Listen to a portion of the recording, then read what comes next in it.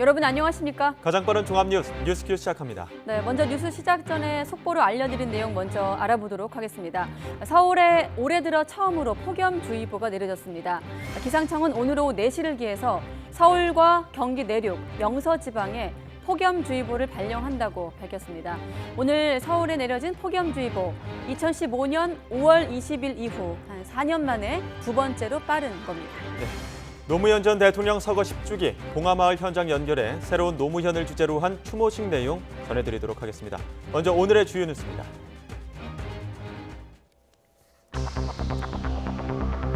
고 노무현 전 대통령 서거 10주기 추모식이 오늘 오후 고인의 고향인 김해 봉하마을에서 거행됐습니다. 여야와 정부, 청와대 주요 인사들이 대거 참석했고 조지 부시 전 미국 대통령도 직접 그린 고인의 초상화를 들고 찾아와 애도했습니다. 박근혜 정부 시절 정보경찰이 뉴스채널 YTN을 정권에 유리한 방송으로 장악하기 위해 사장 인선 등 갖가지 내부 사찰 결과를 보고하고 보다 손쉬운 통제를 위해 지배구조의 민영화 전략까지 짰다는 문건이 나왔습니다.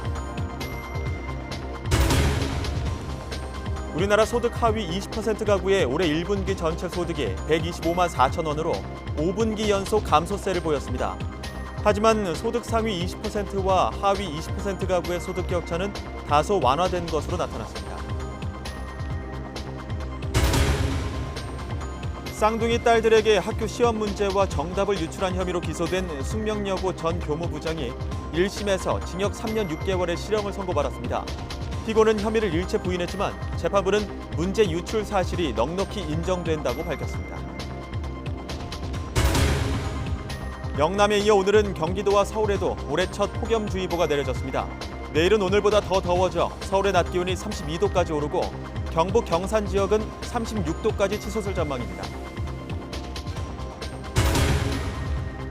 시중에 유통되고 있는 마카롱 21개 브랜드를 조사했더니 8개 브랜드에서 기준치를 넘는 식중독균과 타르 색소가 검출됐습니다. 하지만 마카롱은 빵이 아닌 과자류로 분류돼 있어 의무 품질 검사 대상에서 빠져 있는 상황입니다. 네, 한 가지 속보가 더 있습니다. 오늘 청와대에서 차관급 인사가 예고돼 있었는데 문재인 대통령이 외교와 국방, 통일부 차관을 동시에 교체하는 등 차관급 인사 9명의 인선을 발표했습니다.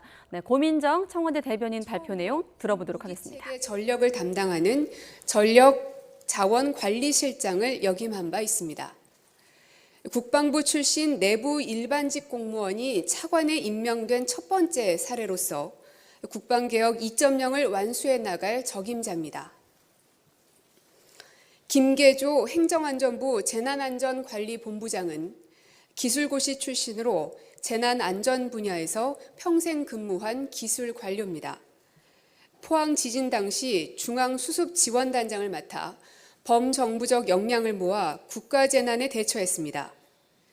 오랜 현장 경험으로 쌓은 위기 대응 능력과 부처 간 조율 능력을 바탕으로 재난과 사고로부터 국민의 안전을 지켜나갈 것으로 기대합니다. 이재욱 농림축산식품부 차관은 농림고, 대학 농업교육학과, 기술고시 농업사무관 출신의 농업행정 전문가. 가는 배요 언제 우리 다시 만날까 꾸밈없이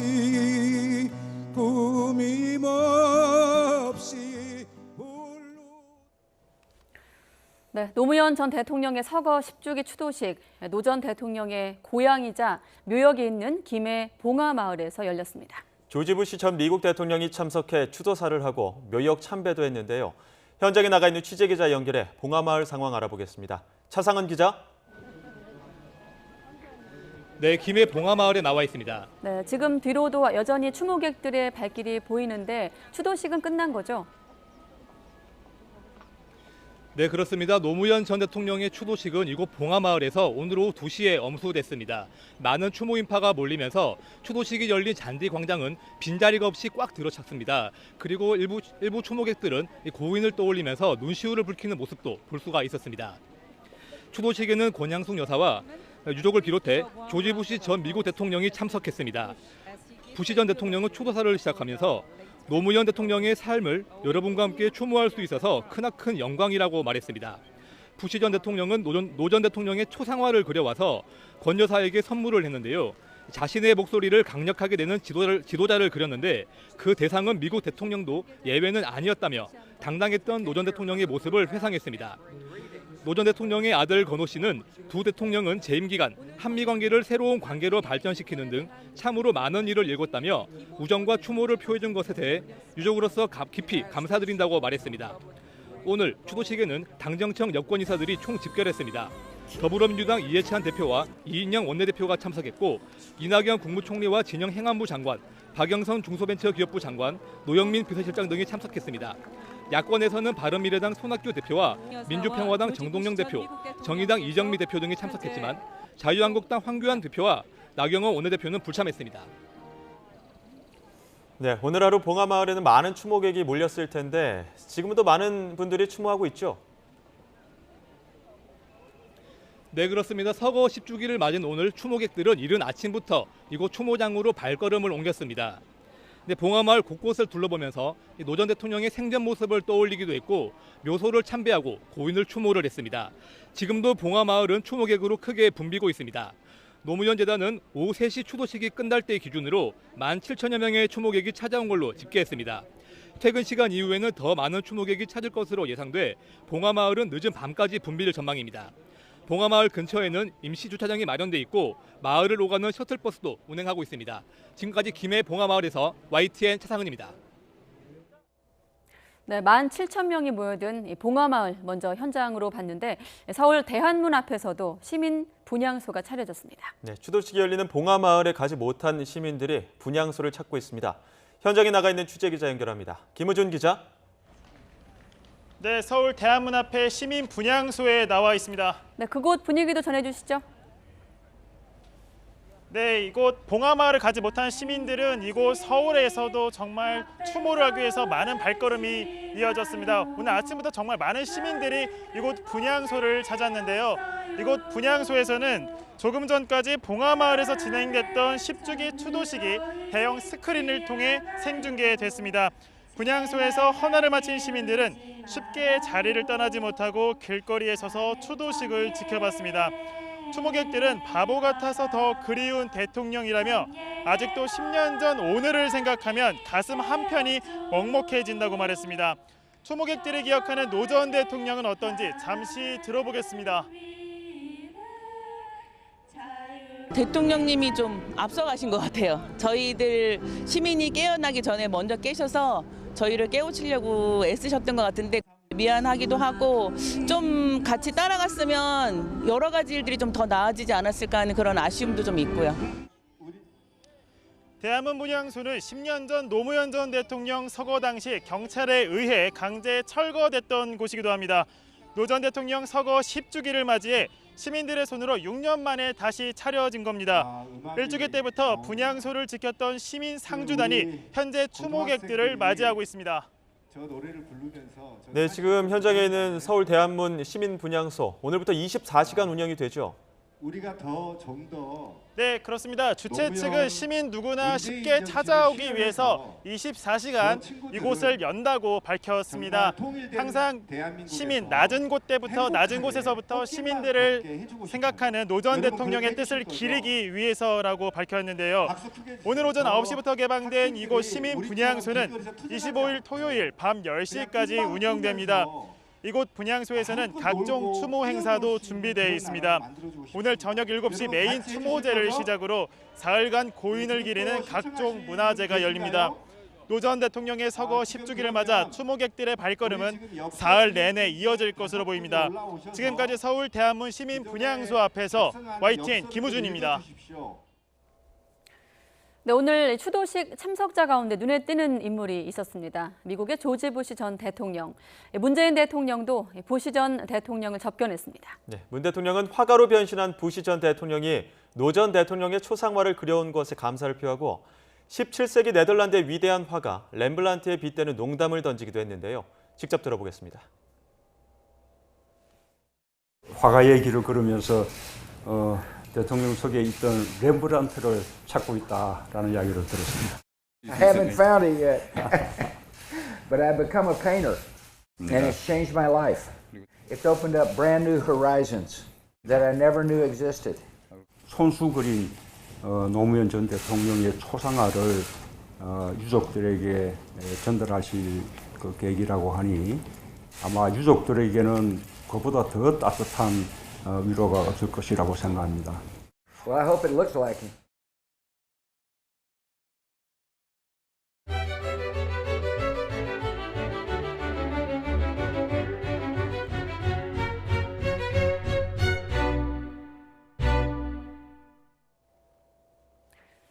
네, 여러 번 말씀드린 대로 노무현 전 대통령이 서거한 지 딱 10년 됐습니다. 10주기를 맞아 이 봉화마을에는 최근에 추모객들의 발길이 이어지고 있는데요. 추모객들은 옆집 아저씨, 또 이 동네 할아버지 같았던 봉화마을 주민 노무현을 기억하고 있습니다. 계속해서 박종혁 기자입니다. 지난 2008년 2월 25일 대통령직에서 물러난 고 노무현 전 대통령은 32년 만에 고향으로 돌아왔습니다. 제가 딱 말 놓고 하고 싶은 얘기 한마디 하겠습니다. 야, 기분 좋다.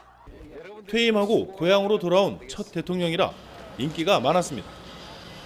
보고 싶어요. 나와주세요. 노 전 대통령의 사저와 생가를 보려는 무엇보다 전직 대통령을 보고 싶어하는 사람들이 줄을 섰습니다. 시민들과 서슴없이 악수도 하고 사진도 찍고 전직 대통령이라기보다는 친근한 옆집 아저씨, 동네 할아버지였습니다. 악수하러 내려갔다가 몇 번 혼나고 이제 악수는 안 하기로. 노 전 대통령은 퇴임하면서 살기 좋은 농촌 만들기에 깊은 관심을 보였습니다. 고향을 떠난 사람들이 은퇴해서 다시 고향으로 돌아오도록 해보고 싶었던 겁니다. 그래서 자연 생태계 복원과 친환경 농법을 통한 농가의 경제적 성공에 애정을 쏟았습니다. 두 팔을 걷어붙이고 자원봉사자들과 환경정화 활동도 하고 마을 주민들이 자운형과 오리를 활용해 농사를 짓는 데에도 손을 보탰습니다. 소중한 결실을 맺었을 때에는 논에 퍼져 앉아 마을 주민들과 막걸리 잔을 부딪히며 즐거워했습니다. 올해는 기대보다 좀 나은 수준이라고 말할 수 있죠. 왜냐하면 얼마간 감수가 될 것이라고 각오하고 했는데 원래 감수는 전혀 없었습니다. 일반 관행농법하고 수확에 있어서 수준의 차이가 나지 않았습니다. 그래서 성공이라고 말할 수 있죠. 노 전 대통령이 짧은 글을 남기고 생을 마감한 지 10년. 그를 기억하는 사람들은 옆집 아저씨, 동네 할아버지 노무현을 여전히 그리워합니다. 환경미화도 하시고 이런 모습을 TV에서 많이 뵙고 동네 어르신처럼 할아버지처럼 모든 사람이 오시면 같이 막걸리도 같이 한 잔씩 마시시고 하는 모습이 아직도 생생합니다. YTN 박종혁입니다. 네, 10주기 맞아서 노무현의 사람들, 참모진들도 새삼 다시 주목을 받고 있는데요. 고인의 마지막 비서관으로 불렸던 김경수 경남도지사는 자신의 항소심 재판 출석 때문에 추도식이 열렸던 봉화마을로 향하지 못했습니다. 심경을 묻는 취재진들에게 김 지사는 아쉬움을 숨기지 않았는데 이어서 들어보도록 하겠습니다. 많이 아쉽습니다. 그래도 저를 대신해서 많은 국민들이, 특히 깨어있는 시민들께서 봉화를 찾아주시고 대통령님 10주기 추도식에 참석해 주실 것이라고 믿고요. 아쉽지만 저는 오늘 재판에 최선을 다할 생각입니다. 네, 이번에 국회로 가보겠습니다. 패스트트랙 추진 이후 여야 대치 전국이 이어지면서 국회의 기능이 사실상 마비된 상태가 계속되고 있습니다. 정부 추경안 심사와 민생법안 처리가 밀려 있지만 여야는 아직까지 합의점을 찾지 못하고 있습니다. 국회로 가보죠. 김영수 기자. 네, 국회입니다. 네, 국회 정상화 협상 상황 지금은 어떻습니까? 네, 최근 여야 원내 지도부가 공식 또는 비공식적으로 수차례 만났지만 여전히 합의 소식은 들리지 않고 있습니다. 더불어민주당 이인영 원내대표는 오늘도 일방적 역지 사진은 불가능하다고 재차 강조했습니다. 특히 민주당도 할 말이 많지만 민생을 위해 협상에 나섰다며 국회 복귀를 촉구했습니다. 우리로서도 할 말이 없지 않습니다. 하지만 그것을 뒤로하고 시급한 민생과 경기 대응을 위해 나선 협상의 길이었습니다. 부디 민주당이 국회 정상화를 위해 내민 진정한 손길을 외면하지 마시길 바랍니다. 강원도에서 막바지 장외투쟁 일정을 소화하고 있는 자유한국당의 반응은 여전히 싸늘합니다. 나경원 원내대표는 강경 발언이 쏟아졌다는 민주당의 의원총회에 대해 여당이기를 포기한 것 같다면서 물러서지 않았습니다. 여당이 여당다운 여당이 아니라 야당 같은 여당의 길을 가려고 하는 것 아닌가 해서 안타깝다는 말씀을 드리겠습니다.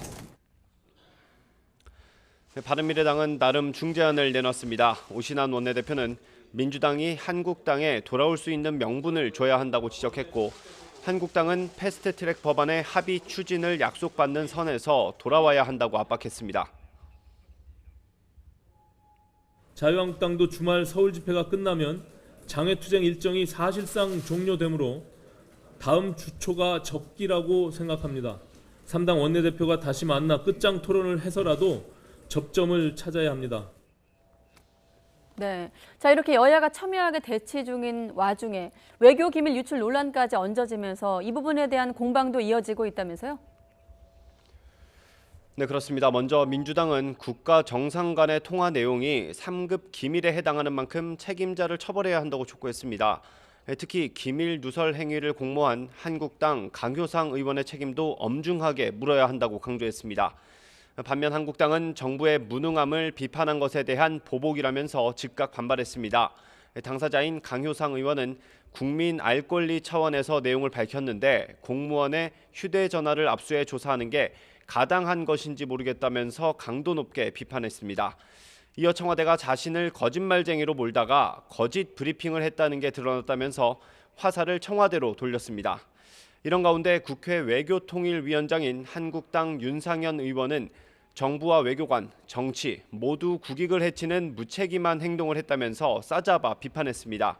윤 의원은 자신의 SNS를 통해 기밀 누설 사태를 심각하게 우려하고 있다면서 당파적 이익 때문에 국익을 해쳐서는 안 된다고 강조했습니다. 지금까지 국회에서 전해드렸습니다. 네, 앞서 뉴스 시작할 때 서울에 폭염주의보가 발령됐다는 속보 알려드렸는데 5월부터 더위가 만만치 않더니 올여름 폭염도 이른바 역대급이 될 거란 전망입니다. 네, 장마는 예년보다 늦게 시작되고 국지성 집중호우가 자주 쏟아진다는 전망도 나왔습니다. 기상청이 발표한 올여름 날씨 전망 취재기자와 함께 자세히 알아보겠습니다. 김진두 기자. 네, 김진두입니다. 네, 당장 오늘도 그렇고요. 올여름 폭염도 무척 심하다는 예보가 나왔네요. 네, 그렇습니다. 5월인데도 33도까지 오르는 때이른 더위가 기승을 부리면서 어느 정도 짐작은 하셨을 텐데요. 올여름 더위도 역시 만만치 않을 것으로 보입니다. 기상청은 오늘 발표한 여름 기상 전망에서 올여름 기온이 예년과 비슷하거나 조금 높을 것이라고 밝혔습니다. 그러니까 보통 여름철보다는 올해가 더 덥다는 얘기입니다. 기상청 여름 시작인 6월부터 기온이 크게 치솟으면서 폭염특보가 더 확대되고 강화될 가능성이 높다고 전망했습니다. 다만 지난해 나타났던 폭염과 열대야가 장기간 지속하는 이른바 사상 최악의 무더위가 재현될 정도는 아니라고 밝혔습니다. 네, 여름엔 폭염도 폭염이지만 장마나 집중호우, 태풍도 걱정거리인데 이에 대한 전망도 나왔죠? 네, 그렇습니다. 우선 올해 장마는 예년보다는 늦게 시작될 것으로 보입니다. 장마 전선을 밀어올리는 북태평양 고기압이 우리나라가 아닌 중국 쪽으로 확장할 것으로 예상되기 때문인데요. 따라서 장마가 보통 시작되는 6월 하순보다는 더 늦어진 시기에 시작이 되고 장맛비도 중부보다는 남부에 집중될 가능성이 클 것으로 보입니다. 장마 이후에는 무더위 속의 내륙 곳곳에 이른바 게릴라성 호우가 자주 내리고 태풍은 예년과 비슷한 1개에서 3개 정도가 우리나라에 영향을 줄 것으로 전망됩니다. 지금까지 YTN 김진두입니다. 네, 날씨가 더워지면서 먹을거리에 좀 더 신경을 써야 되는데 시중 마카롱 일부 제품에서 식중독균과 기준치를 넘는 식용색소가 검출됐습니다. 네, 달걀, 우유 등이 들어가 상하기 쉬운 데다 식용색소를 과하게 넣었기 때문인데 여름철을 앞두고 개선이 필요해 보입니다. 신윤정 기자가 보도합니다. 다양한 맛과 화사한 색감의 프랑스식 과자 마카롱. 몇 년 전부터 국내에서 큰 인기를 끌면서 카페는 물론 백화점과 온라인에서도 판매되고 있습니다. 색깔이 좀 화사하기도 하고 피곤하면 이렇게 뭐 초콜릿이나 먹듯이 마카롱을 먹으면 약간 이제 기운이 나는. 그런데 시중에서 팔리는 마카롱 10개 가운데 4개꼴로 식중독균과 기준치를 초과한 타르 색소가 검출됐습니다. 한국소비자원이 유명 백화점과 온라인 쇼핑몰에서 많이 판매되는 21개의 브랜드를 조사한 결과 온라인몰 6개 제품에서 황색 포도상 구균이 검출됐습니다. 동물과 사람의 피부 등에 널리 분포하는 균인데 식중독과 피부 질환을 일으킬 수 있습니다. 마카롱을 제조하거나 보관하는 과정에서 위생관리에 문제가 있었던 것으로 보입니다. 마카롱은 달걀 흰자 등으로 만든 쿠키 사이에 크림 등 다양한 재료가 들어가는데도 과자류로 분류돼 인터넷에서 판매되는 경우가 많습니다. 온라인몰 업체들이 판매하는 과자류는 빵류 등과 달리 주기적으로 식약처의 검사를 받지 않습니다. 이 밖에도 유명 백화점에도 입점해 있는 수제 마카롱 업체 등 2개 브랜드는 기준치를 넘은 타르 색소를 사용한 것으로 나타났습니다. 영국이나 EU에서는 이 황색제 4호, 황색제 5호, 적색제 40호 등의 색소가 어린이 행동이나 주의력에 영향을 줄 수 있다고 보고 그래서 제품에 사용했을 경우에 주의 문구를 표시를 하도록 되어 있습니다. 소비자원은 문제가 된 업체들에는 위생관리 개선과 시정을 권고했습니다. 또 마카롱을 포함한 과자류도 품질 검사를 의무화하는 등 소비자 안전 확보를 위한 개선책 마련을 관계부처에 건의하기로 했습니다. YTN 신윤정입니다. 네, 상하위 계층의 소득 격차가 모처럼 다소 개선된 걸로 나타났지만 긍정적으로 해석할 수만은 없어 보입니다. 네, 저소득층의 소득이 5분기째 줄어드는 와중에 고소득층의 소득도 함께 감소하면서 나타난 결과이기 때문입니다. 김평정 기자의 보도입니다. 보통 월급 형태로 받는 근로소득은 가구가 버는 돈의 평균 60%가 넘는 주된 수입원입니다. 올해 1분기 소득 하위 20% 가구의 근로소득은 40만 4천 원으로 1년 전보다 14.5% 줄었습니다. 5분기 연속 감소세로 다른 계층은 오히려 늘거나 조금씩 줄어드는 데 비하면 감소폭이 두드러집니다. 최하위 계층이 주로 취업하는 임시 일용직의 고용 감소가 주된 영향으로 보이는데 자영업자의 부진도 여전했습니다. 자영업으로 버는 돈을 알 수 있는 사업소득의 감소세가 전체 평균으로나 계층별로 뚜렷했습니다.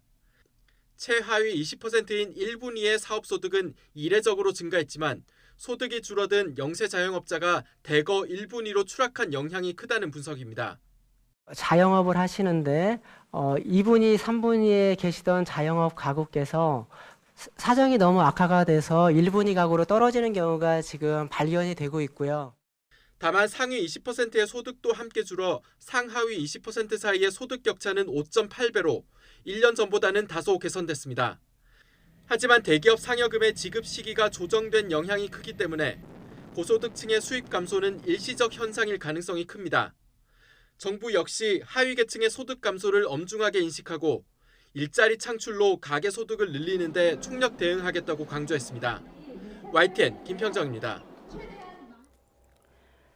최근에 공유자동차 타다 논란을 두고 설전을 벌인 최종구 금융위원장과 이재용 소카 대표가 오늘도 공방을 주고받았습니다. 최 위원장은 오늘 코리아 핀테크 위크 2019 개막식에서 기자들을 만나 혁신의 승자들이 패자를 이끌고 함께 걸을 수 있길 바란다고 말했습니다. 그러면서 혁신 사업자가 사회적 연대를 소중히 생각해 갈등을 최소화하려는 자세를 보여야 한다고 덧붙였습니다. 이재용 대표는 이에 대해 SNS에서 혁신엔 승자와 패자가 없다면서 혁신은 사회 전체가 승자가 되는 것이고 그 과정에 피해자가 있을 뿐이라고 지적했습니다.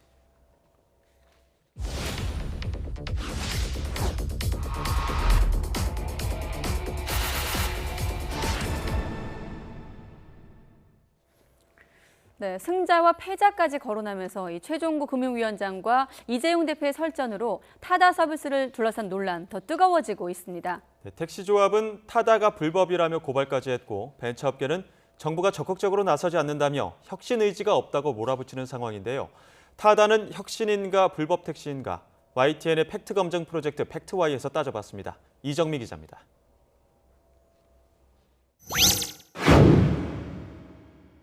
타다는 기사가 차를 몰고 와서 승객을 목적지까지 태워주고 요금을 받습니다.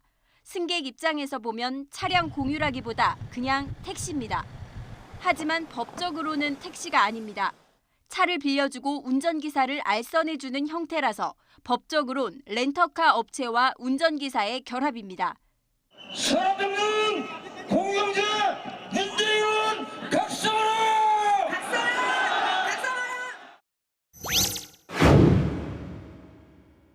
현행법상 렌터카에 운전기사를 알선하는 건 불법입니다.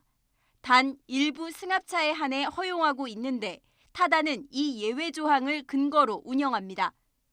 아주 적법하게 법에 다 명시돼 있는 대로 이게 지금 뭐 조금의 무슨 논란이 있을 거에도 없는 걸 가지고 서비스하고 있는 거여서. 그렇다면 다른 렌터카 업체들도 택시 영업이 가능하단 얘기인데 그동안 왜 안 했던 걸까? 운전을 못하는 경우에 있는 사람들이라거나 아니면 외국 관광객들이라거나 운전자 알선이 필요한 경우에는 운전자 알선할 수 있다 이렇게 이제 처음에 이제 취지가 그거였거든요. 모든 차량, 모든 경우에 대해서 다 이렇게 풀어져 버리면 사실상 어떻게 보면 택시랑 이 협약이 좀 겹칠 수 있기 때문에 그 부분은 조금 어렵다 얘기를 했었고요. 타다의 택시 영업이 입법 취지에는 어긋난다는 얘기입니다. 타다 측은 정부가 합법적으로 인정했다고 여러 차례 말했습니다. 그러나 국토교통부는 YTN 취재진에게 공식적으로 유권 해석을 내린 적은 없다고 밝혔습니다.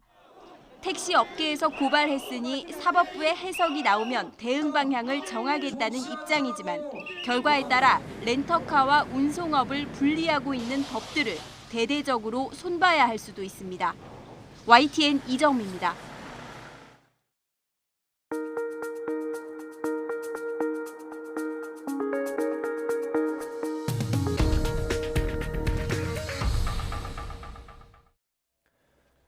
삼성바이오 측이 삭제한 분식회계 의혹 자료 가운데 이재용 삼성전자 부회장의 육성이 담긴 녹음 파일이 있는 것으로 드러났습니다.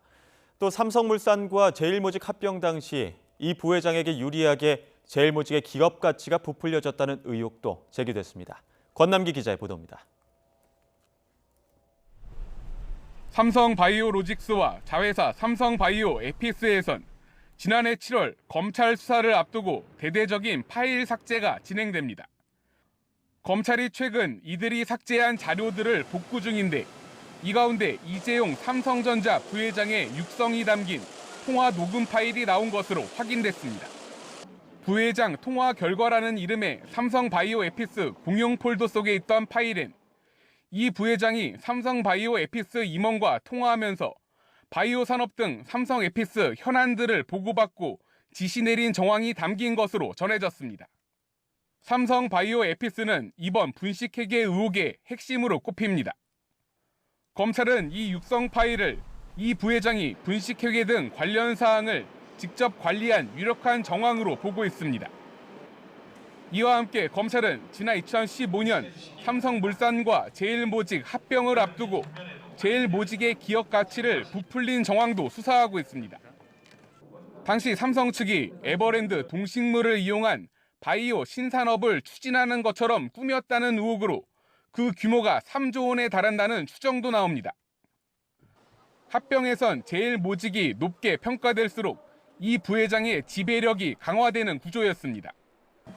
분식회계 의혹의 정점에 이 부회장이 있는 것으로 의심하는 검찰은 증거인멸을 지시한 의혹을 받는 삼성전자 사업지원-TF 정현호 사장을 조만간 소환할 계획입니다. YTN 권남기입니다.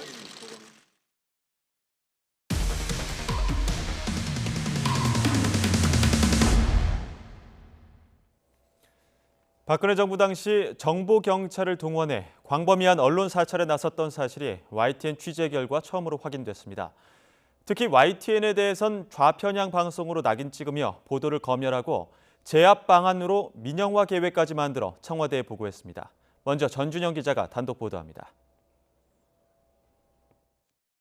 두 후보 간 경합을 보일 것으로 나타났습니다. 박근혜 후보 41.6에서 49.9, 그리고 문재인 후보 49.7에서 53.5%입니다. 지난 2012년 18대 대통령 선거 개표 방송. YTN은 유권자 사전조사 결과를 토대로 당선자 예측 방송을 내보냈습니다. 공인된 여론조사 결과를 반영한 일반적인 개표 보도였지만 당시 경찰은 야권 후보 당선을 예측했다는 이유 하나로 YTN을 좌편향 방송이라고 낙인 찍었습니다. 이후 박근혜 정부 정보경찰은 YTN의 좌편향이 심각하다며 근본적 대책이 필요하다는 문건을 작성했습니다. 시기는 2014년 9월 무렵입니다. YTN이 단독 보도한 국정원의 댓글 조작이나 세월호 참사 당시 해경의 최초 교신 내용 은폐 의혹 등 비판 보도를 좌편향 근거로 들었습니다. 언론의 정당한 권력 감시 역할을 두고 좌편향 기조가 노골화되고 있는 증거라고 낙인을 찍은 겁니다. 또 YTN 뉴스에 출연한 수많은 패널 가운데 지금은 민주당 국회의원이 된 이철희 당시 두문정치전략연구소장과 최창렬 용인대 교수의 출연을 문제 삼아 좌편향 근거로 드는가 하면 YTN 직원의 40%가 특정 지역 출신이라서 야권에 호의적이라는 허무맹랑한 논리도 만들어냈습니다. 저도 모르는 새에 어딘가에서 평가를 하고 이건 어떻게 보면 사상검열이잖아요. 개인적으로 좀 불쾌하고 또 다른 한편으로 보면 지금 시대에 저런 일이 있었다는 건 좀 황당하기도 하고 그렇습니다. 정보경찰의 불법 활동은 이 같은 방송 사찰과 낙인 찍기에만 머무르지 않았습니다. 당시 YTN 배석규 사장은 대외적인 존재감도 크지 않고 조직 장악력도 떨어져 한계가 있다며 보수 성향의 강단 있는 사장이 필요하다고 훈수를 둡니다. 또 낙하산 사장 반대 투쟁 과정에서 해고된 YTN 기자들의 복직 문제는 원칙 대응 기조를 유지해야 YTN 노조를 제어할 수 있다고 주문했습니다. 한 발 더 나아가 정보경찰은 YTN 등 언론사의 지배구조 문제를 구체적으로 거론합니다. YTN을 비롯해 KBS와 서울신문 등 정부 소유 언론사들은 경영진이 조직을 장악하는 게 쉽지 않아 좌편향이 심각하다며 YTN의 특단의 조치가 필요하다고 주문합니다. 특단의 조치란 YTN의 정부 지분을 팔아넘기는 민영화 전략으로 확인됐습니다. YTN의 정부 지분이 38%에 불과해 민영화 절차도 복잡하지 않다며 구체적인 전략까지 마련했습니다. 먼저 언론학 교수 등을 내세워 보도 전문 채널 지배구조에 대한 문제점을 부각하는 등 사전 여론화 작업까지 깨알같이 조언했습니다. 이번에 확인된 YTN 사찰 문건은 단순한 동향 보고를 넘어 경영권 인사와 지배구조 문제까지 다룬 방송 장악 종합판이나 다름없습니다. 당시 정보경찰은 이 같은 문건을 정책정보라는 이름으로 포장해 청와대에 보고했습니다. YTN 전준영입니다. 정보경찰의 언론 사찰은 YTN에만 국한되지 않았습니다. 사찰 대상에는 지상파 3사를 비롯해 국가기관통신사와 지역, 인터넷 매체까지 그야말로 전방위적인 불법 사찰을 벌여 약점을 캐냈습니다. 이어서 박기환 기자가 단독 보도합니다. 부장님, 나 이거 한 번만 도와주시죠. 좀 아예 그냥 다른 걸 대체를 좀 해주든지 아니면 한다면 말만 바꿔보면 되니까 한 번만 더 녹음 좀 한 번만 더 해주시오. 아이고 그렇게 안 되고 우리 그래서 조직이란 게 그렇게 안 돼. 박근혜 정부 정보경찰의 방송 사찰 활동이 가장 두드러진 건 지난 2014년 세월호 참사 직후입니다. 이정현 당시 홍보수석의 KBS 보도 개입 파장이 커지자 언론사를 담당하는 정보경찰이 바빠졌습니다. 공영방송인 KBS와 MBC의 사찰 문건에선 우파 성향 사장을 임명해야 한다고 청와대에 보고했습니다. MBC가 누구보다 먼저 그 보도량을 더욱 더 축소시키고 드라마 예능을 이제 먼저 시작을 했다라는 것들은 뭐 권력자들의 어떤 부탁 이런 것들이 있지 않았을까라고 그 당시에도 저희가 의심하고 있었고, 이 같은 정보경찰의 언론 사찰 활동은 주요 언론사들의 약점을 캐는 데 특히 집중됐습니다.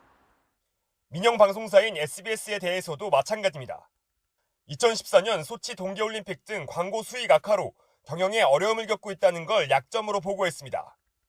국가기관 통신사인 연합뉴스에 대해선 정부에 부담되는 오보 사례를 구체적으로 거론하며 정부 해명을 제대로 반영하지 않는다고 적었습니다. 350억 원에 달하는 부처별 구독료를 조정하는 방안을 제시하며 압박해야 한다고 주문했습니다. 진보 성향 인터넷 매체와 지역 언론도 예외는 아니었습니다. 오마이뉴스 등 인터넷 매체에 대해선 기자 개인의 약점 등을 부각해 제압하는 전략을 짠 것으로 알려졌습니다. 호남 지역 등 지역 언론사에 대한 동향 파악도 정책 정보란 이름으로 수시로 이뤄졌습니다. 당시 정보경찰들은 언론사 사찰 문건 작성이 선거 정보와 마찬가지로 관행이었다며 문제가 없다는 입장입니다. 언론사 내 역학하게 어떻게 된다. 다음 사장에 누가 유리시 된다. 이런 걸 보고해가지고 못하면 그건 무슨 정보입니까 그게. 그게 잘못했다고 법원에서 판단하면 저는 벌을 받을 각오로 돼 있어요. 안 그러면 정보유착 폐지해야 됩니다 지금. 박근혜 정부가 전국의 정보경찰 조직을 동원해 전방위 언론 사찰에 나선 이유도 결국 선거에 영향을 미치기 위해서입니다. 검찰은 언론사 약점을 수집한 행위도 정보경찰의 권한을 남용한 불법 사례로 보고 사찰을 지시하고 보고받은 최종 책임자를 확인하고 있습니다. YTN 박규환입니다. 쌍둥이 딸들에게 학교 시험 문제와 정답을 유출한 혐의로 기소된 숙명여고 전 교무부장이 1심에서 징역 3년 6개월을 선고받았습니다. 재판부는 교무부장이 유출한 문제와 정답으로 딸들의 성적이 오른 사실이 넉넉히 인정된다며 교육에 대한 신뢰를 저하했다고 지적했습니다. 강희경 기자가 보도합니다. 숙명여고에 다니던 쌍둥이 학생이 만든 암기장입니다. 전교 1등을 했던 2학년 1학기 기말고사 12개 모든 과목의 정답이 적혀 있습니다. 시험지 한쪽에는 문제풀이 대신 아주 작은 글씨로 정답만 나열돼 있습니다. 같은 학교 교무부장이던 아버지 A씨가 시험 문제와 정답을 미리 유출해 쌍둥이 딸들에게 건넸다는 혐의의 핵심 증거들입니다. A씨는 수사와 재판 과정 내내 혐의를 부인했지만 1심 재판부의 판단은 달랐습니다. 혐의 계속 부인해왔는데 억울한 점 있으시나요? 법정에서 나중에 말씀드리겠습니다. 법원은 업무방해 혐의로 기소된 A씨에게 징역 3년 6개월의 실형을 선고했습니다. 재판부는 먼저 A씨가 정기고사 답안에 결재권을 갖고 있고 시험지 보관 금고의 비밀번호를 아는 만큼 접근성이 충분하다고 봤습니다. 또 정기고사 시작 직전 A씨가 혼자 출근하거나 두 딸이 정정되기 전에 오답을 똑같이 기재한 점 등 의심스러운 행적이 많다고 지적했습니다. 이런 점을 볼 때 A씨가 사전에 문제와 정답을 유출하고 딸들이 이 정답을 활용해 실제 성적이 향상된 사실이 넉넉히 인정된다고 판단했습니다. 또 이런 범행으로 숙명여고가 받은 업무방해가 이루 말할 수 없이 크고 다른 학교까지도 의심의 눈길을 받게 돼 교육에 대한 국민 신뢰가 저하됐다고 지적했습니다. 앞서 A씨는 쌍둥이 딸들에게 5차례에 걸쳐 교내 정기고사 문제와 답안을 알려줘 학교의 성적평가 업무를 방해한 혐의로 구속 기소됐습니다. A씨 측 변호인은 여전히 무죄를 주장하는 입장이라며 항소하겠다는 뜻을 밝혔습니다. YTN 강희경입니다. 두 번째 구속영장 심사 끝에 김학의 전 법무부 차관 사건의 핵심 인물 건설업자 윤중천 씨가 강간치상 등의 혐의로 구속됐습니다. 김 전 차관 역시 성범죄에 연루됐는지 밝히는 수사가 속도를 낼 전망입니다. 조성우 기자의 보도입니다. 건설업자 윤중천 씨가 구속영장 심사를 마치고 법원을 나섭니다. 오피스텔에서 성폭행한 혐의 인정하십니까? 심사를 마친 법원은 검찰 수사단이 청구한 구속영장을 발부했습니다. 법원은 범죄 사실 가운데 상당 부분 혐의가 소명되고 사안이 중대하며 증거인멸이 우려된다고 이유를 밝혔습니다. 지난달 19일 개인 비리 혐의로 청구됐던 첫 번째 영장이 기각된 지 한 달여 만입니다. 윤 씨는 여성 이모 씨를 성폭행하거나 김학의 전 법무부 차관 등을 상대로 성접대를 강요해 정신적인 상해를 입힌 혐의를 받고 있습니다. 내연 관계였던 권모 씨와 얽힌 20억 원대 사기와 무고 혐의도 있습니다. 영장 심사에서 윤 씨 측은 두 여성과 매우 특별한 관계였다며 혐의를 부인했습니다. 공소시효 문제를 극복해 김 전 차관에게도 성범죄 혐의를 적용하려고 검찰이 무리하게 범죄 사실을 구성했다고도 주장했습니다. 하지만 이런 주장이 모두 받아들여지지 않은 겁니다. 영장 심사에서 윤 씨를 알 수도 있다고 말한 김 전 차관은 구속 이후 3차례 소환됐습니다. 하지만 진술 거부권을 행사하고 입을 굳게 닫아 김 전 차관을 상대로 한 조사는 난항을 겪는 것으로 전해졌습니다. 이런 상황에서 핵심 인물인 윤 씨 신병을 확보하면서 김 전 차관의 성범죄 의혹을 겨냥한 수사가 급물살을 탈 거란 관측이 나옵니다. YTN 조성호입니다. 네, 어제는 악성 앱을 이용한 은행 전화 가로채기 보이스피싱 수법 보도를 해드렸는데 이번엔 삼각 사기입니다. 당국의 추적을 피하기 위해서 교묘하게 피해자들을 인출책으로 활용을 했다고 합니다. 어떻게 이런 일이 가능한 건지 김대겸 기자가 취재했습니다. 최근 보이스피싱을 당한 김모 씨는 또 다른 피해자라는 사람에게 문자를 받았습니다. 보이스피싱 일당해소가 김 씨 통장에 1,000만 원을 입금했으니 돌려달라는 겁니다. 일단 그거 빨리 좀 돌려줘요. 내 돈인데 왜 카드 결제를 얘기하는 거야? 당신 돈 아니잖아. 나 당연히 신고하고 고소할 거야. 무슨 일이 벌어진 걸까? 어느 날 김 씨 통장에 모르는 사람에게서 1,000만 원이 들어왔습니다. 그러더니 은행이라며 연락이 왔습니다. 업무착오로 잘못 입금됐다며 직원을 보낼 테니 현금을 직접 건네주라는 겁니다. 아무도 의심이 없었어요. 나 같은.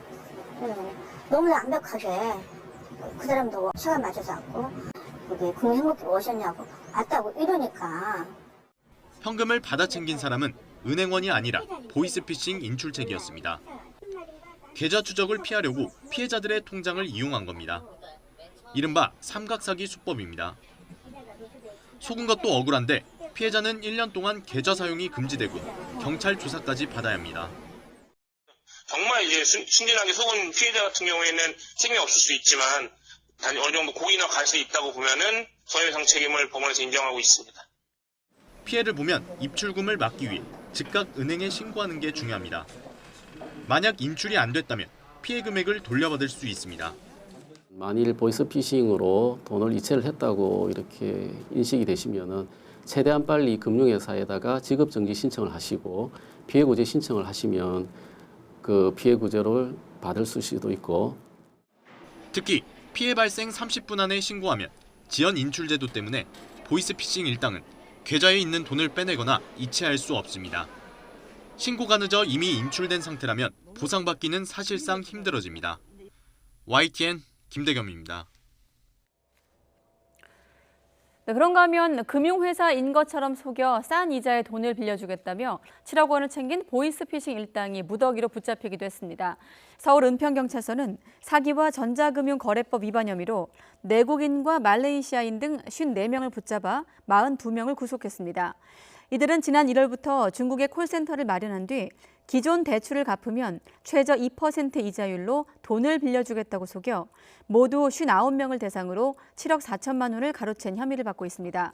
경찰 조사 결과 국내 조직원들은 말레이시아와 중국 국적의 외국인들을 인출책으로 활용한 것으로 확인됐습니다.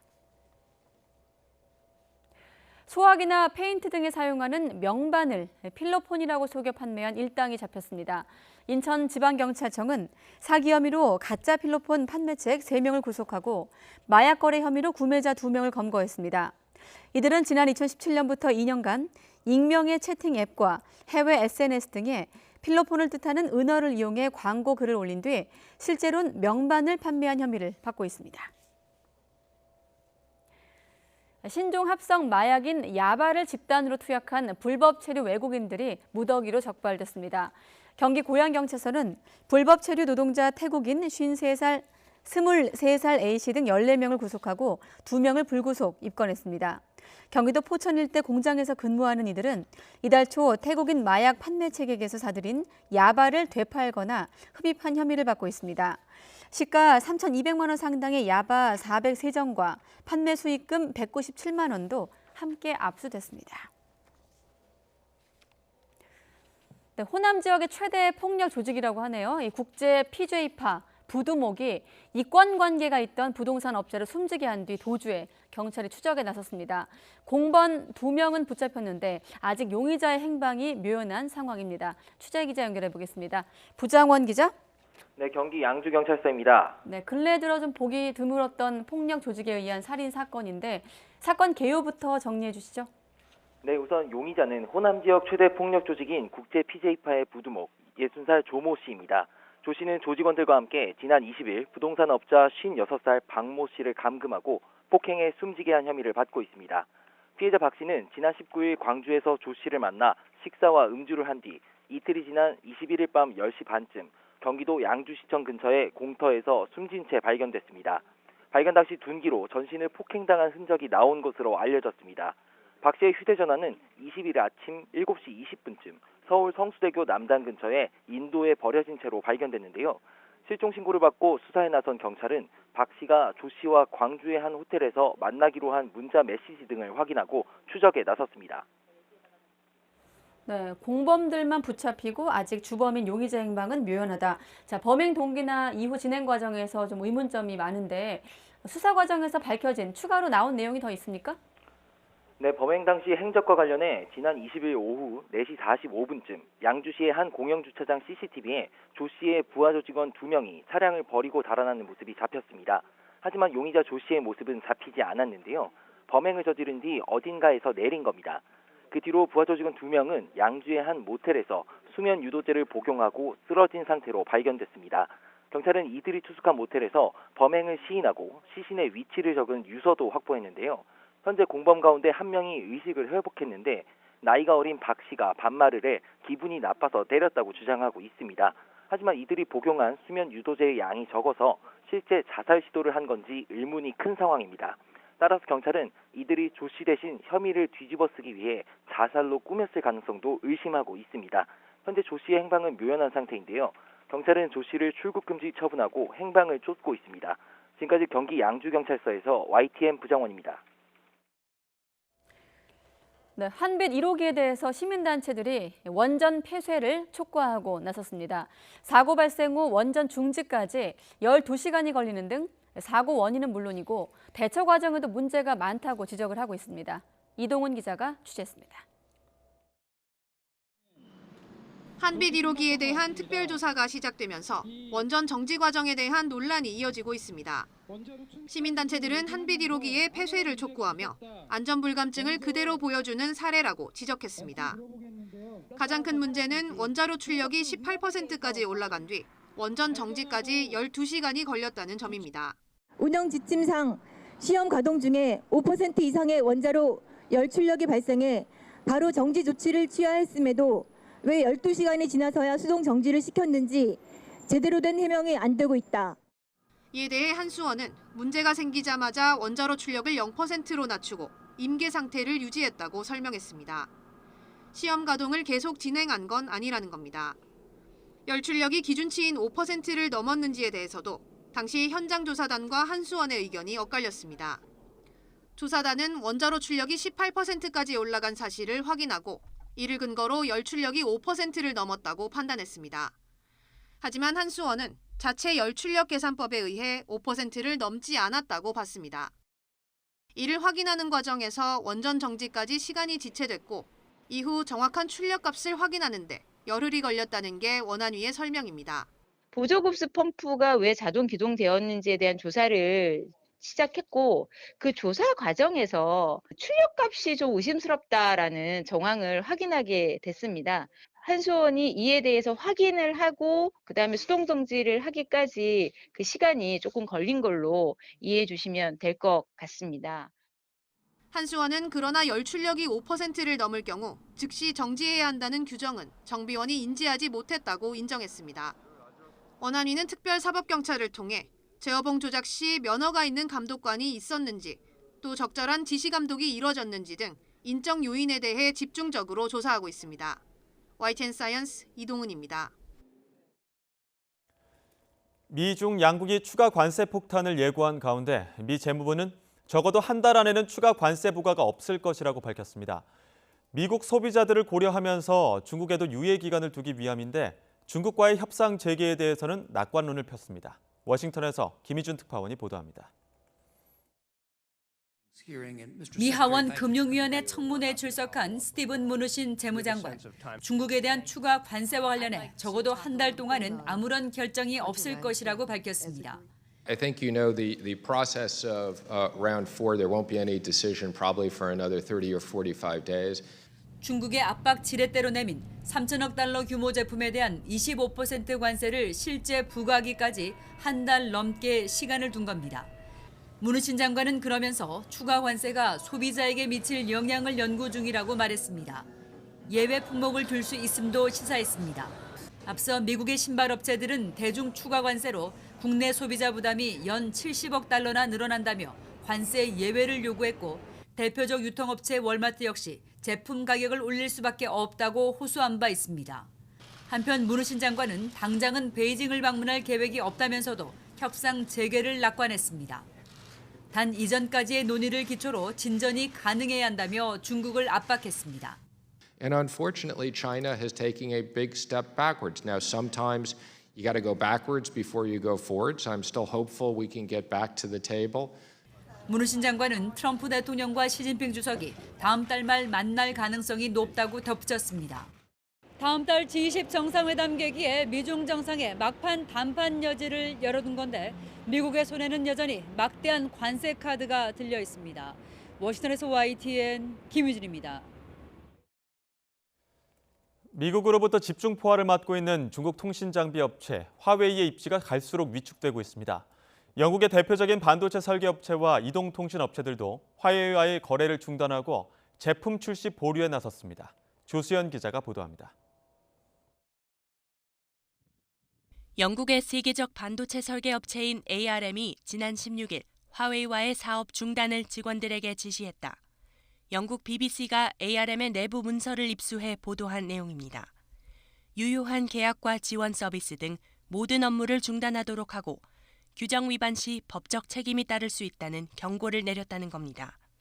이런 조치는 미국 정부의 최신 규제를 준수하기 위한 것으로 전해졌습니다.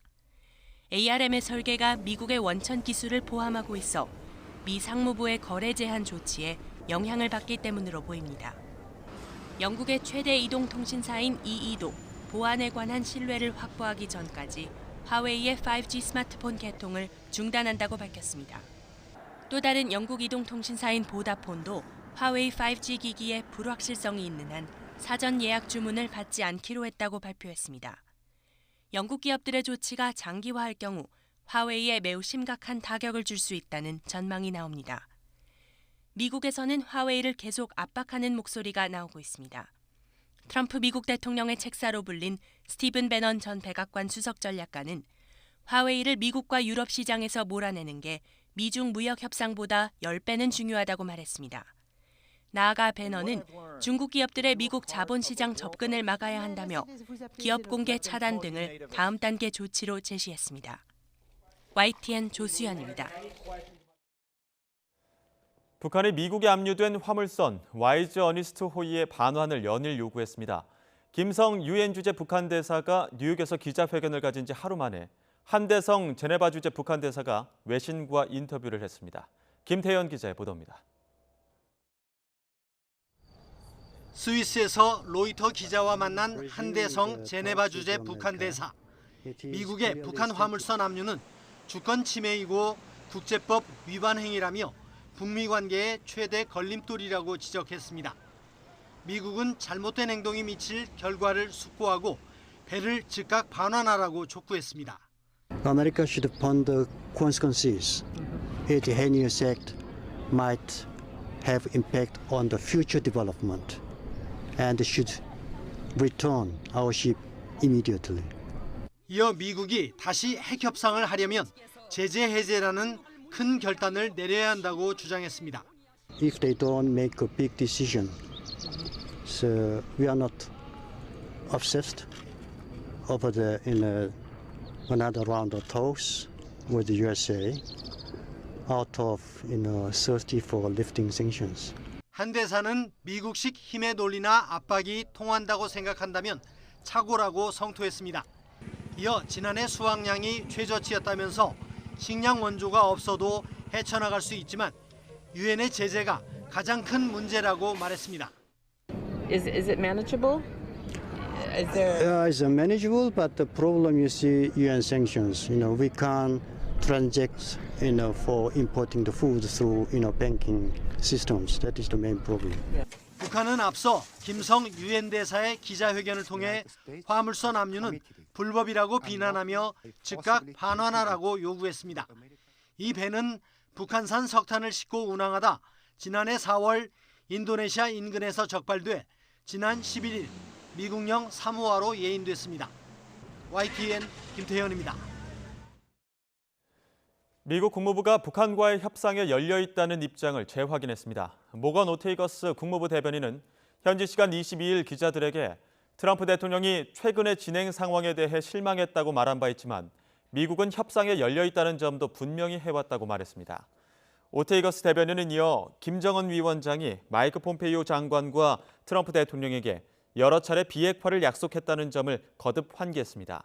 그러면서 북한과의 협상과 논의가 진행 중이라고 설명했습니다. 정부가 국제기구의 대북 인도적 지원 사업에 $800만 달러를 공유하기 위해 해당 기구로부터 사업 계획안을 받는 등 구체적인 협의에 들어갔습니다. 통일부 당국자는 오늘 기자들과 만나 $800만 달러 공여를 위한 절차와 관련해 국제기구로부터 사업 계획서 안을 받은 것으로 알고 있고 그것을 토대로 협의를 진행한다고 말했습니다. 지원 시기와 관련해선 정부 차원에서 필요한 절차를 가급적 빨리 진행해야 된다는 입장이라고 말했습니다.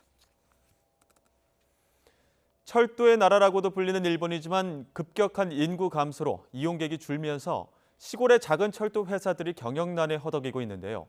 이런 위기에서 벗어나기 위해 철도 회사들은 저마다의 톡톡 튀는 아이디어를 쏟아내고 있습니다. 도쿄에서 황보연 특파원이 보도합니다. 일본 지바현 시골 마을 6.4km를 달리는 자그마한 전차. 대중교통수단이 부족한 지역 주민들에겐 발과 다름없지만 계속되는 인구 감소로 이용객이 줄면서 멈춰설 위기를 맞았습니다. 철도회사 측이 위기 탈출을 위한 비책을 내놨습니다. 지역 특산물인 고등어를 밥 위에 듬뿍 얹은 6,000원짜리 도시락 판매에 나선 겁니다. コンセプトが駅弁っていうことなので電車の中で食べていただくっていうのが一応目的として 서바이벌 도시락, 즉 철도회사를 살리는 도시락이라는 이름이 붙었습니다. 이 철도회사는 과거에도 2번이나 문 닫을 처지에 놓였을 때 옛날 과자와 어린이용 과자를 선보여 도산 위기를 면했습니다. 적자 때문에 전차 수리도 못하게 돼 어쩔 수 없이 과자 판매에 나선 사정을 홈페이지에 솔직히 공개했는데 뜻밖의 전국에서 응원이 쇄도한 겁니다. 이번에 선보인 서바이벌 도시락도 주민들의 호응이 좋아 또 한 번 벼랑 끝에선 철도회사의 기사회생 노력에 큰 힘이 될 것으로 보입니다. サバイバルって書いてあったから改めて買ってやろうと思いました。ネーミングで買ったという感じ。 일본 시골 지역 철도회사들의 경영난은 이미 전국적인 현상이 되면서 극복을 위한 아이디어들도 쏟아지고 있습니다.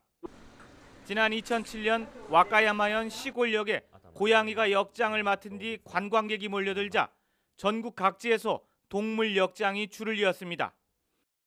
또 철도 침목을 팔거나 전차 앞뒤를 유료 광고판으로 활용하는 등 살아남기 위한 시골 철도의 눈물겨운 노력은 지금도 계속되고 있습니다. 도쿄에서 YTN 황보현입니다. 네, 프레온 가스는 오존층을 파괴하기 때문에 세계적으로 생산과 사용을 금지하고 있습니다. 네, 지난해 프레온 가스 배출이 급격하게 증가한 사실이 포착돼 과학자들이 원인을 찾아 나섰는데 중국이 몰래 배출한 것으로 밝혀졌습니다. 최소라 기자의 보도입니다.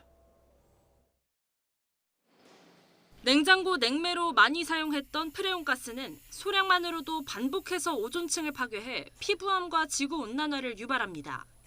그래서 1987년 프레온 가스 배출을 단계적으로 줄이자는 내용의 몬트리올 의정서가 발효됐습니다. 2010년부터는 개발도상국을 포함해 전 세계에서 프레온 가스를 생산하거나 사용하는 것이 전면 금지됐습니다. 그런데 몬트리올 의정서 이후 감소하던 프레온 가스 배출량이 지난해 갑자기 폭증했습니다.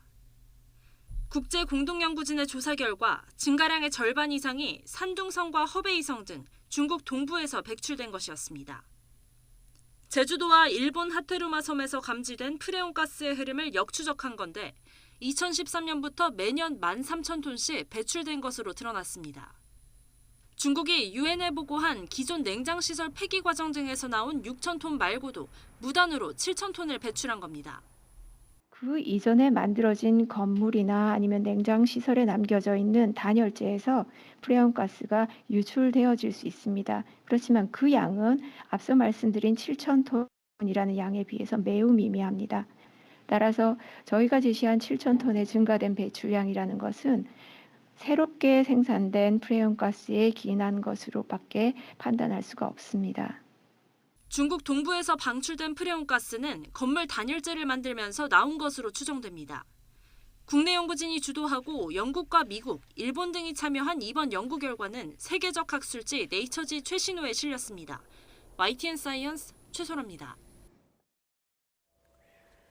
정부가 발표한 바이오 헬스 산업 혁신 전략의 핵심은 100만 명 규모의 바이오 빅데이터 구축입니다. 네, 바이오 빅데이터는 무엇이고 왜 중요한지 이성규 기자가 풀어드립니다. 인간의 유전자 수는 대략 2만여 개. 사람마다 조금씩 다른 유전자 정보를 한데 모아 분석하면 병을 일으키는 원인 유전자를 찾아낼 수 있습니다. 이를 바탕으로 신약을 개발하거나 환자의 질병 특성에 맞는 맞춤 치료가 가능해집니다. 개인별 유전자 정보를 모아 데이터를 구축하는 바이오 빅데이터가 중요한 이유입니다. 이에 따라 정부는 오는 2029년까지 암 희귀 환자 40만 명 등 총 100만 명 규모의 바이오 빅데이터를 구축할 계획입니다. 바이오 업계는 바이오 빅데이터 구축 계획을 환영하면서도 실질적인 성과를 내기 위해선 규제 개선이 필요하다고 조언합니다. 빅데이터에 관련된 부분이 이게 이제 여러 개인정보에 관련된 부분에 그런 이슈들이 많이 지금 부닥쳐 있습니다. 아무리 국가에서 빅데이터를 많이 모은다고 하더라도 그리고 그걸 표준화해서 가치화한다고 하더라도 규제가 뒷받침되지 않으면은 그거를 산업적으로 연결되기가 쉽지가 않습니다. 또 개인 유전자 정보가 외부로 유출되거나 상업적으로 악용되는 사례를 방지하는 안전장치도 필요하다고 지적합니다. 지난 2001년 인간 유전체 프로젝트 완성 이후 유전자 정보는 맞춤화하게 근간이 되고 있습니다. 바이오 빅데이터 구축이 단순한 비전 선포를 넘어 바이오 산업의 핵심 인프라가 되기 위해선 지속적인 정부의 관심과 산학연 협력이 중요해 보입니다. YTN 사이언스 이성규입니다. 네, 우리 아이들은 한창 뛰어놀아야 될 시기에 제대로 놀 시간조차 없는 것이 현실입니다. 네, 정부가 기존의 어린이 정책을 대폭 바꿔 아이들이 따뜻하게 보호받고 잘 놀 수 있도록 적극적으로 나서겠다고 밝혔습니다. 김승재 기자가 보도합니다. 유아부터 청소년까지 우리나라 아동은 과거보다 물질적으로는 풍족해졌지만 삶의 만족도는 경제협력개발기구 가운데 최하위 수준입니다.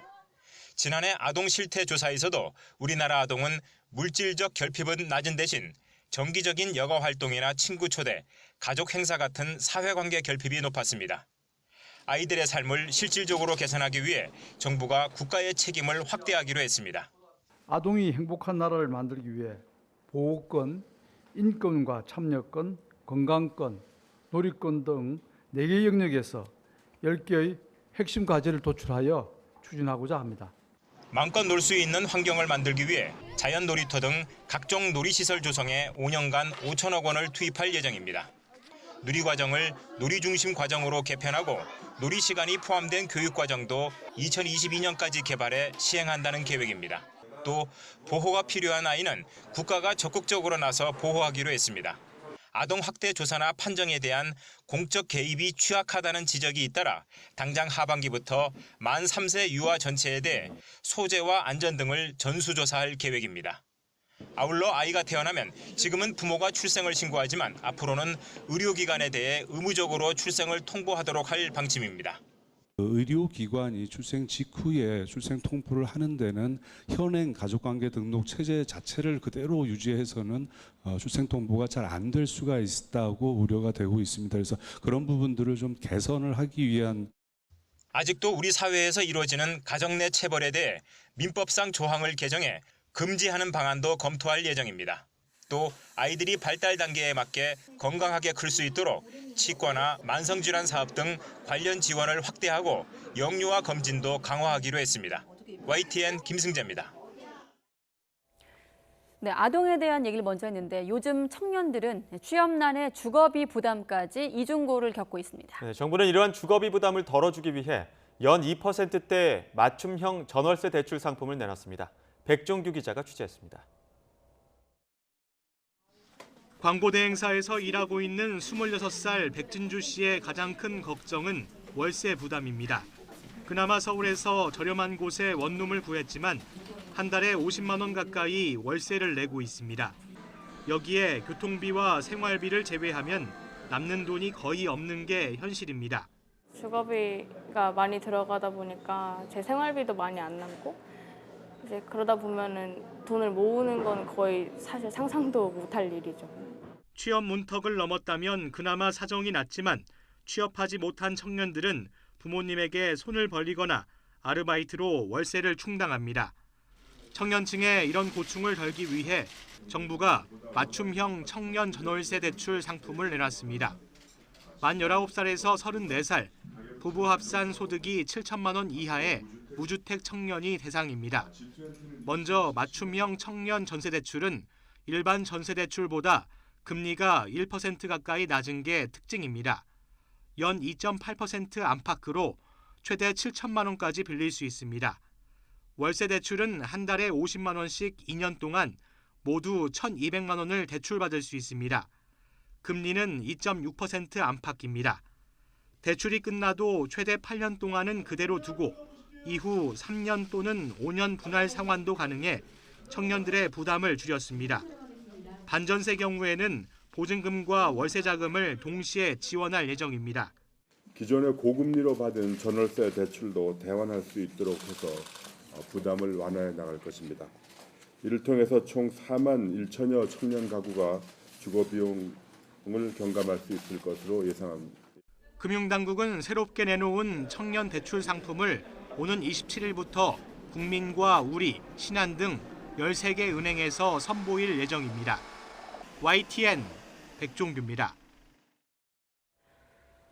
네, 올해 1분기 소득 하위 20% 가구의 근로소득 감소세가 지속된 것으로 나타나면서 홍남기 경제부총리가 우리 경제의 어려운 상황을 반영한 결과로 생각한다면서 저소득층의 소득을 높이는 것이 정부의 큰 과제라고 밝혔습니다. 네, 홍 부총리는 오늘 오후 정부 세종청사에서 기자간담회를 갖고 가계소득과 정부의 확장적 재정정책, 추경안 등에 대한 입장을 밝혔습니다.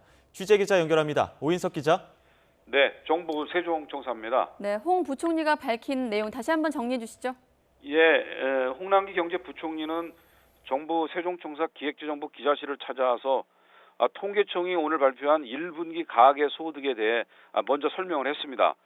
홍 부총리는 하위 20% 가구의 소득 감소폭은 축소된 것으로 나타났지만 여전히 감소세가 지속되고 있어 마음이 무겁다고 밝혔습니다. 특히 소득 부분 가운데 가장 중요한 근로소득이 1년 전보다 14.5% 줄어든 것은 저소득층의 소득 여건이 여전히 엄중함을 보여주는 것이라고 말했습니다. 그러면서 소득 증가는 단기간에 해결되기 어려운 과제지만 저소득층의 소득을 올리는 것이 정부의 큰 숙제인 만큼 가용한 모든 정책 수단을 동원하겠다고 덧붙였습니다. 네, 추경과 정부 재정에 대해서도 입장을 밝혔죠? 예, 그렇습니다. 추경안이 제출된 지 한 달이 지났지만 심의조차 이루어지지 않고 있다며 국회의 조속한 심의와 통과를 간곡히 요청한다고 다시 한번 얘기를 했고요. 일각에서 제기되고 있는 미세먼지 등 국민 안전과 경기 대응을 분리 처리하는 이른바 분리 추경에 대해서는 결코 동의를 할 수 없다 이렇게 얘기했습니다. 홍 부총리는 경기 관련 추경이 이루어지지 않을 경우에 현재 어려운 경기 대응력의 약화가 우려된다고 말을 했습니다. 또 일각에서 나오고 있는 선심성 추경에 대해서는 전혀 그렇지 않다고 선을 긋기도 했습니다. 또 최근 언론을 통해서 논란이 된 GDP 대비 국가 채무 비율 40% 마지노선 발언에 대해서는 사실이 잘못 전달됐다고 얘기를 했는데요. 지난 16일 문재인 대통령 주재로 열린 국가재정전략회의에서 정부 재정과 관련해 홍 부총리 자신이 직접 발제를 했고 이 자리에서 내년도 GDP 대비 국가 채무 비율이 불가피하게 40%를 넘을 수밖에 없다고 설명을 했다고 말을 했습니다. 기획재정부의 2018년에서 2022년 중기 재정 계획에 따르면 이미 내년에 40%가 넘는 것으로 계획이 짜여 있었으며 경제 활력을 높이고 일자리 창출과 양극화 최소화를 위한 재정의 적극적인 역할을 밝혔다 이렇게 설명을 했습니다. 그렇군요. 자, 그리고 최근에 OECD에 또 KDI까지 잇따라 국내외 기관들이 우리 경제 성장률을 2.4%로 하향 조정을 했습니다. 여기에 대해서는 어떤 입장을 밝혔습니까? 예, 원론적인 입장만 얘기를 했는데요. 홍 부총리는 다음 달까지 대내외의 경제 상황을 파악을 한 뒤에 다음 달 하순쯤에 발표 예정인 하반기 경제정책 방향에서 정부의 성장률 목표치 수정 여부를 발표하겠다고 얘기를 했습니다. 최저임금과 관련해서도 얘기를 좀 했는데요. 내년 최저임금 결정 시 경제와 고용에 미치는 영향, 시장에서의 수용성 등을 논의 과정에서 고려하면 좋겠다 이런 얘기를 했고요. 또 근로시간 단축에 대해서는 기업이 애로를 호소하는 탄력 근로제 단위 기간 확대 입법의 국회 조속 처리를 요청한다 이렇게 얘기를 했습니다. 지금까지 세종청사였습니다. 미국에서 5G 통신망을 구축할 때 화웨이와 중兴통신 등 중국 업체들의 장비와 서비스를 배제하는 방안이 추진됩니다. 로저 위커 상원 상무위원장 등 5명의 상원 의원이 현지 시간 22일 이런 내용을 담은 초당적 법안을 발의했다고 로이터 통신과 미 의회 전문 매체 더 힐이 보도했습니다. 법안에는 미국의 소규모 지역 통신 회사들이 화웨이와 중兴통신 등이 만든 장비를 퇴출하고 대체하는 데 드는 비용을 지원하는 내용도 담겼습니다. 미국 정부의 화웨이에 대한 제재에 영국과 일본 업체들이 참여하고 있는 가운데 타이완의 이동통신 회사들도 화웨이 스마트폰의 판매를 중단하기로 했다고 현지 언론들이 보도했습니다. 연합보를 비롯해 타이완 언론들은 타이완의 5개 이동통신사들이 화웨이의 기존 스마트폰은 계속 판매하되 추가로 들여오진 않기로 했다고 전했습니다. 타이완의 이동통신 사업자들은 최근에 구글이 화웨이와의 협력 중단을 발표하면서 화웨이 스마트폰 구입 고객들이 불편을 겪을 수도 있다는 점을 우려하고 있는 것으로 알려졌습니다. 네, 앞서 노무현 전 대통령 서거 추모식 소식 전해드렸습니다만 고인에 대한 추모는 다큐멘터리 영화계에서도 불고 있습니다. 정치인 노무현의 모습뿐 아니라 자연인 노무현, 환경주의자 노무현의 면모에 이르기까지 다양한 각도에서 고인의 삶을 재조명합니다. 최두희 기자가 소개합니다. 야, 기분 좋다! 노무현 전 대통령이 퇴임 후 봉하마을에서 지낸 454일을 기록한 작품입니다. 노무현 재단에서 제공한 미공개 영상 자료를 바탕으로 고인의 소탈했던 모습과 인간적 고뇌까지 담담하게 보여줍니다. 10주기이고 좋은 타이밍이니까 한 번쯤 이제 다시 이야기를 나눠보고 같이 이야기를 나누는 시간을 좀 가졌으면 좋겠다는 생각을 좀 많이 했어요.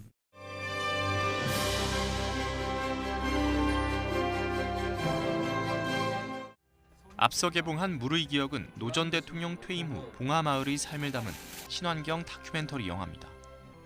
농약 대신 우리나 우렁이를 활용한 노 전 대통령의 생명농법 성과에 초점을 맞추며 인간이 자연을 어떻게 대해야 하는지도 되묻게 합니다. 농사를 짓는 그 자체, 친환경 농사를 짓는 그 자체가 그분이 살아있다는 것을 그대로 보여주는 그런 모습이었습니다.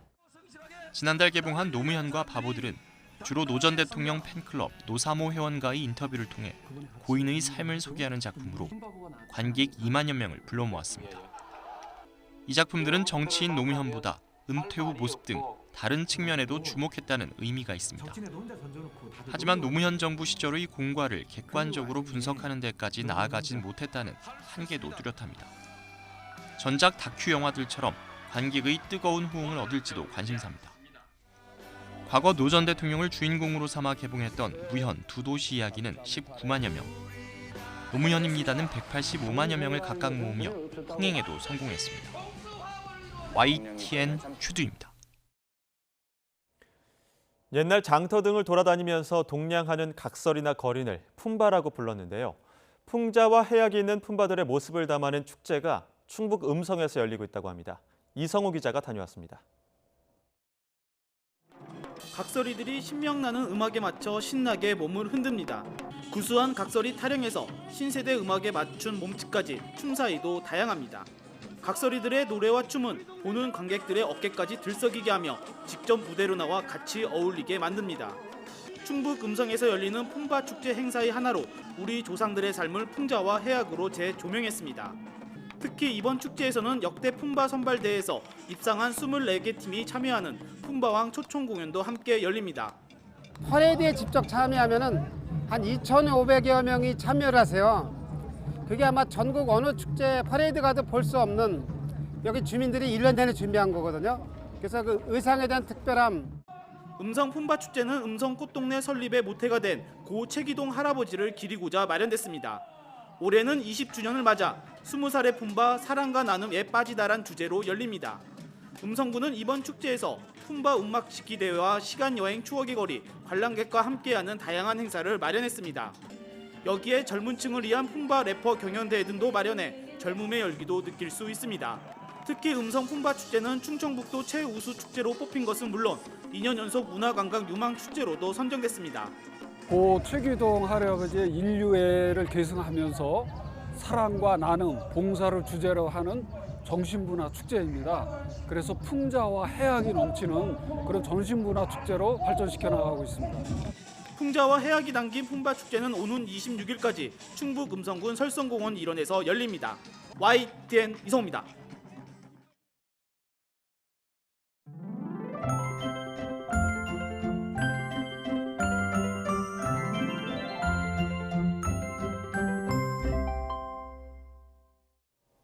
올봄 더위의 기세가 심상치 않습니다. 영남에 이어서 오늘 오후 4시를 기해서는 서울과 경기 내륙, 강원과 전남 지방에도 폭염주의보가 확대됐습니다.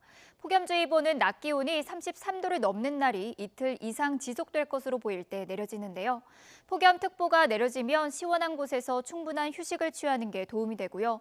카페인이 들어간 음료보다는 물을 자주 마셔주시는 게 좋습니다. 내일은 오늘보다 더 덥겠습니다. 서울의 낮 기온이 32도로 올해 최고 기온을 경신하겠고요. 특히 대구와 경산은 폭염 경보 수준인 35도를 웃돌겠습니다. 내일도 낮 동안 자외선과 오존이 강하겠고 서쪽 지방은 미세먼지 농도가 짙게 나타나겠습니다. 내일 아침 기온은 오늘보다 1도에서 2도가량 오르겠는데요. 서울의 아침 기온은 17도, 창원은 16도, 부산은 18도로 출발하겠고요.